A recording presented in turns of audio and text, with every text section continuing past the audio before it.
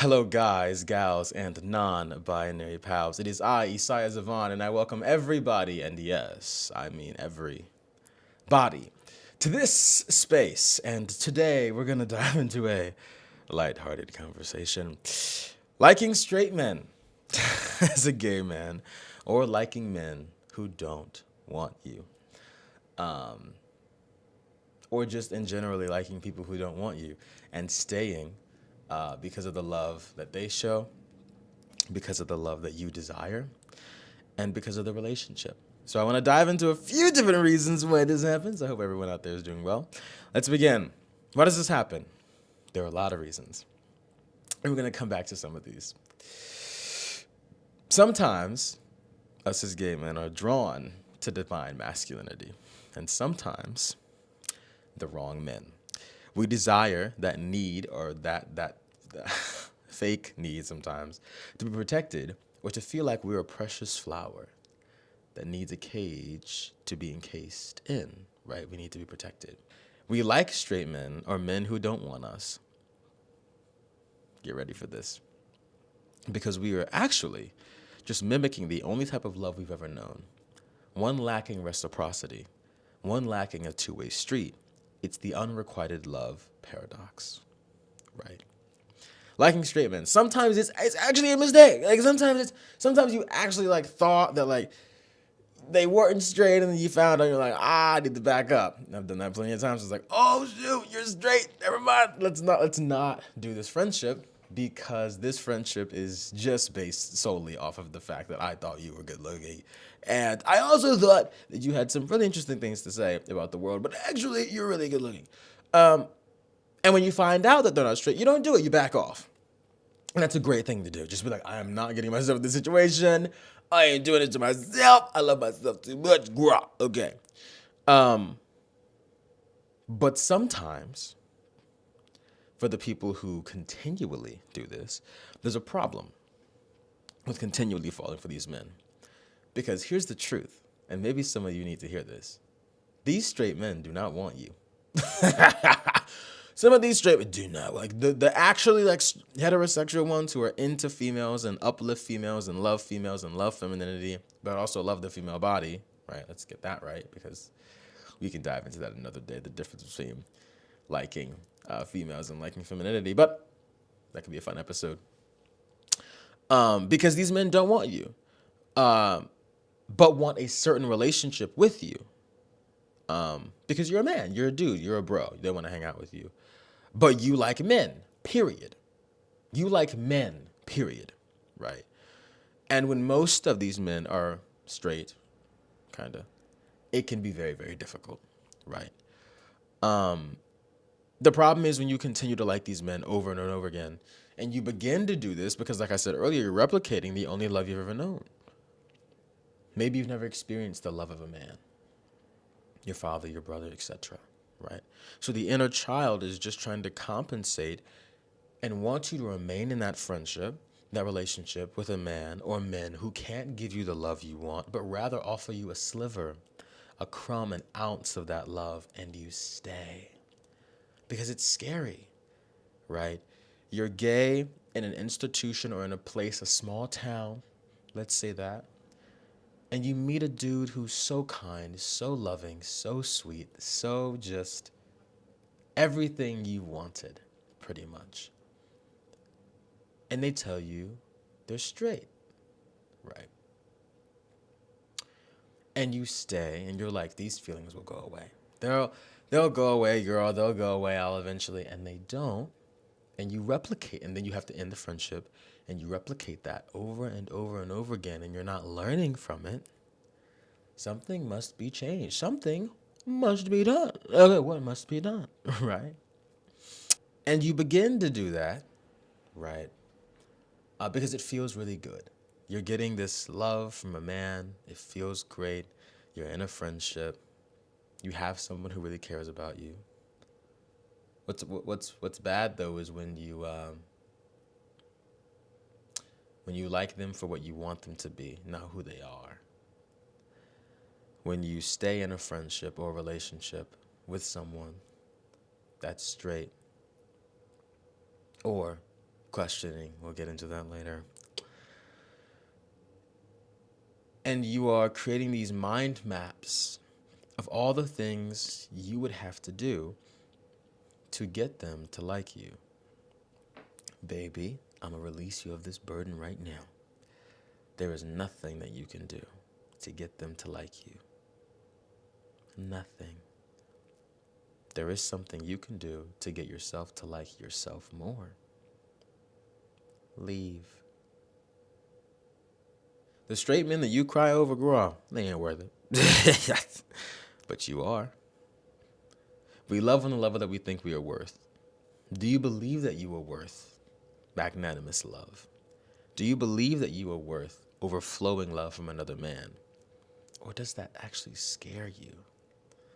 Does someone loving you on the level that you are actually worth scare you? And do you believe that the drive, right, the chase for these men is what drives you? The dopamine, the everything, it feels great. You got dudes who just don't like other dudes. They're not into it. They don't want it. They're just like, I don't know. I don't really want to do this. I'm cool. I'm good. We can be friends. You might need to decide to leave or restructure the friendship. Because what begins to happen is you start to get really, really close to this person, right? And those feelings may come back. Those feelings may develop again. And you have to restructure some things and change some things so that neither of you get hurt. Because you are deserving to be in a friendship where you are receiving the things that you want. And when you're not able to give that to them and they're not able to give you what you want or what you think you desire, it's just not healthy, really. But there's a difference between liking men who aren't sure. And baby, I'm going to take you on a ride real quick. Even if they aren't sure who they are, you still shouldn't be with them. Why? It's selfish. If a man comes along or someone comes along in your life and they're not sure of their sexuality, they're kind of questioning, they're kind of like, I don't know, like, I'm still trying to figure things out. Like, I'd be down to like fool around with people or just like, I'm young, I'm 20, I'm 21, I'm 19. Like, I'm just going to live my life and figure out what happens. Especially if long before they lived a predominantly heterosexual life. It's not fair of you to try and trap them down in a relationship, even if you know, girl, even if you know. It would be really good, right? Because they deserve the freedom to explore and you deserve the freedom to fly while they're beginning to walk, right? Love us some sex education. And now we're going to really dive into why some people stay. When you like someone who doesn't like you back, especially when you are gay and they do not have the capability at all of liking you, it has something dominantly to do with how we perceive ourselves. And if we've ever accepted love from the type of person that we're trying to receive it from. Why also do some of us stay? This is a big thing. Men, period, across the board, gay, straight, bi, whatever, lack male intimacy. And many men need to be kissed, hugged, cuddled, or desired by another man in a non-sexual context. The amount of videos that I see on Instagram, all these social media apps talking about homosexuals, just men who go up and kiss the bros, talk to the bros, cuddle the bros, hug their friends, right? That's positive. Because if for the longest, if women could do it with each other, why are we not? Why are we not uplifting each other in our own way, cuddling each other, hugging each other, kissing each other in a non-sexual or relationship, romantic, in a non-romantic or sexual context? If it turns into that, then great. But, some of us stay in situations with men who don't want us, or stay involved with men who do not want us, or continue to hang around with men who don't want us because I'm evil for this one. We believe that we can change them like we tried to change our brothers, sisters, fathers, and mothers who did not give us They didn't give it to you, baby. You can admit that. They did not give it to you. Who did not give us the real deep intimacy and love we needed as children. And even now, we are animals who recognize symbols, and to us, those symbols of rejection, abandonment, and lack of emotional availability are signs to latch on even more, to change them.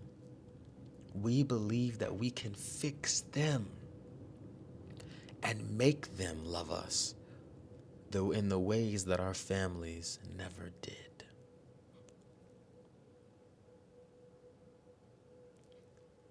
But you can't.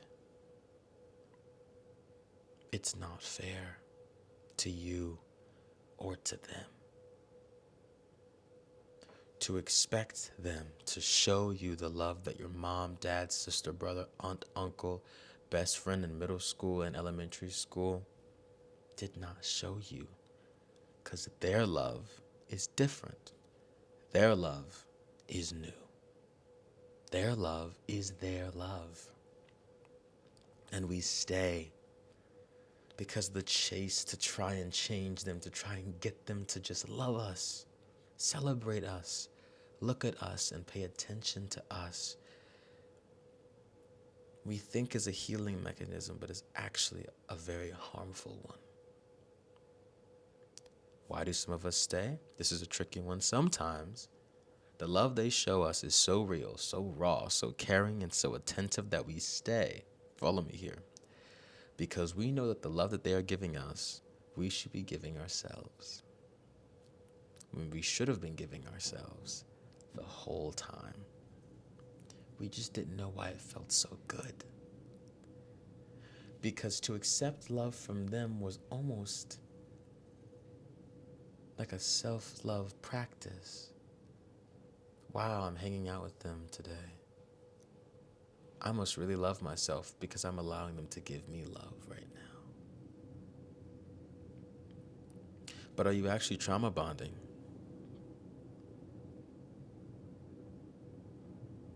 Are we actually codependent? Is this actually not healthy? And if it's not healthy, how do we move forward? How do you move forward knowing that you have a lot of love between you and a person, right?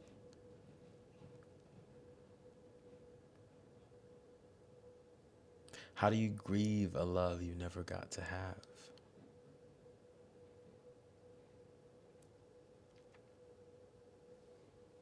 Who knows? So this goes out to all of the queer men, the gay men, the queer people, period. If you're in a situation right now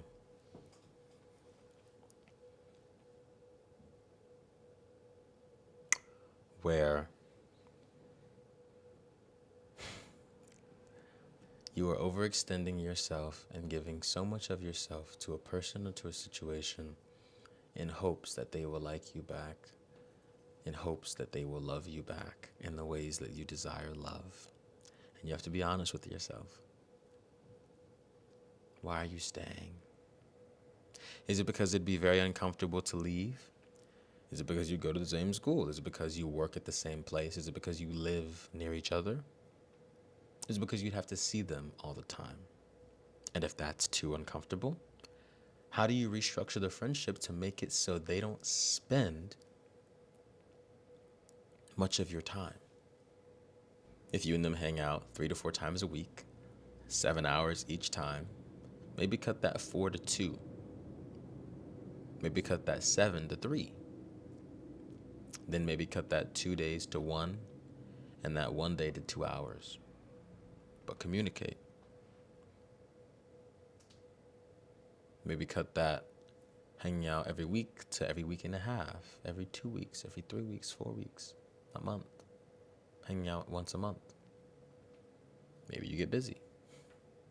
Don't get busy. All right, see what I'm saying? But maybe you're actually busy. And if you're not, be honest and be like, look, girl. Girl, look. All right, this is the situation. I've had this this crush on you, this thing on you for a long time, right? And I'm trying to work on getting over this thing, but this is difficult. This is difficult. But it's all about taking the accountability into your hands. Liking straight men or liking men who don't want you and continuing to stay is one of the most destructive acts of self-sabotage that you can enact on yourself.